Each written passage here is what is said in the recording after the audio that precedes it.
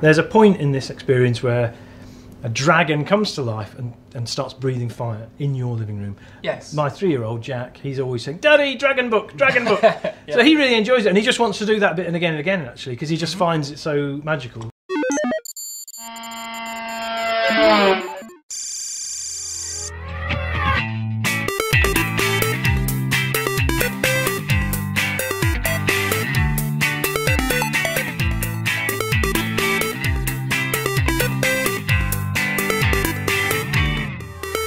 Welcome to Family Gamer TV. We're at London studio to have a look at Wonderbook and Book of Spells, and we've got Dave Ranyard here, Hello. Director of the game, to talk to us. So, if someone hasn't heard of Wonderbook, first of all, this is a new peripheral for the PlayStation 3, but how does it work? So I've got a Wonderbook here, actually. Yep. This is it. This is the Wonderbook. Yeah. It's quite nice, isn't it? It's sort of plush. Padded. Yeah. Yeah. I mean, I think it's lovely. It's a very, very amazing thing, this. It's, the best thing about it actually is it's a book, right? Now I can give you a book. You know what a book is. Everyone knows what a book is. You open it, you can turn it around, you can turn the pages. It's got pages. So it is just like a pop-up book. It is just like a book, just made of paper and card. It's got these crazy symbols on it. But the PlayStation 3 can read these. Yeah. And then the experience you get, so you've kind of got the book with you in here, but the experience you get, it's like looking in a magic mirror. Yeah. So in the real world, that's exactly what you see, the real world. But in the mirror, you see yourself, but where these crazy symbols are, we can put anything that you can possibly imagine. Okay. And so we can make worlds come alive around you in your very living room. And that's what is so magnificent about Wonderbook. So you have that world in front of you. So how do you interact with it? Can you touch it, or you can touch it? You can discover things by turning the book around. You can brush things off it. You can turn the page. You can hold the book up like this. We can create holes in the portals, we call them, in the book, so you can look down things. Yeah. There's really, you know, I mean, the limit is your imagination, to be honest. And along with that, we also have the Move controller. So this is like a very crazy kind of thing with a big purple end. Yeah, so this is the motion controller that you use on other PlayStation games, and the PlayStation can see where you're moving. We know a lot about what this is doing.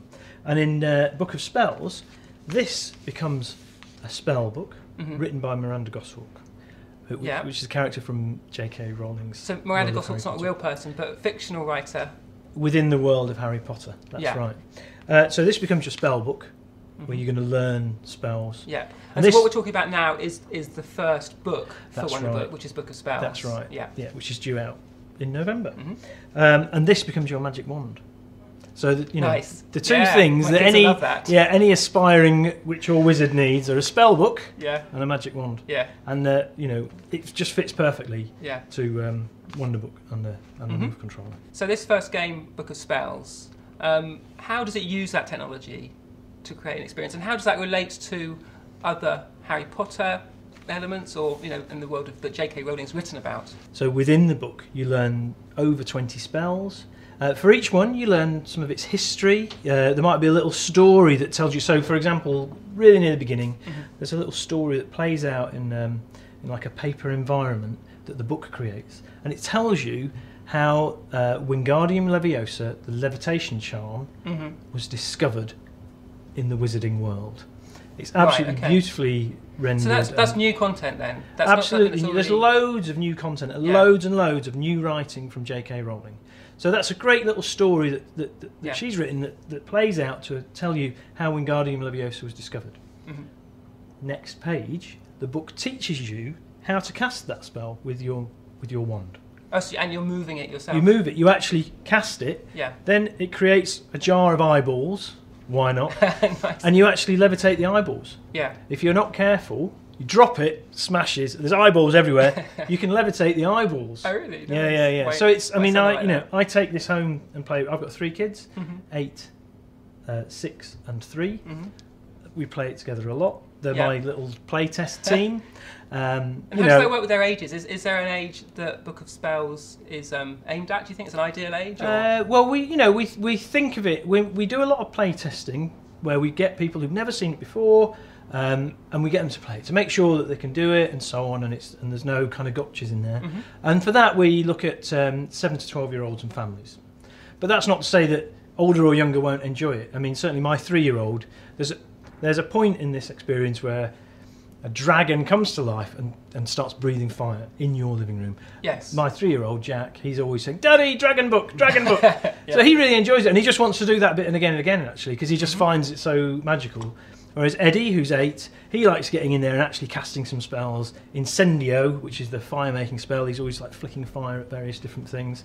And he was chasing his sister around with a giant scorpion, which I'm not sure whether she liked or not. She was sort of shrieking a bit. But, you know, they all get involved with different parts of it. So the skill of playing is moving the controller, finding things. The book creates a number of different challenges for you to overcome using the spells that you've learned. I can see. So it all comes together. So it all comes together, exactly. And you pass that test and you get a certificate from the professor. Yeah. And I mean, how long, you know, a picture book, it could be going quite quickly. Is it a quick experience, Book of Spells? So to go through everything takes 6 to 8 hours.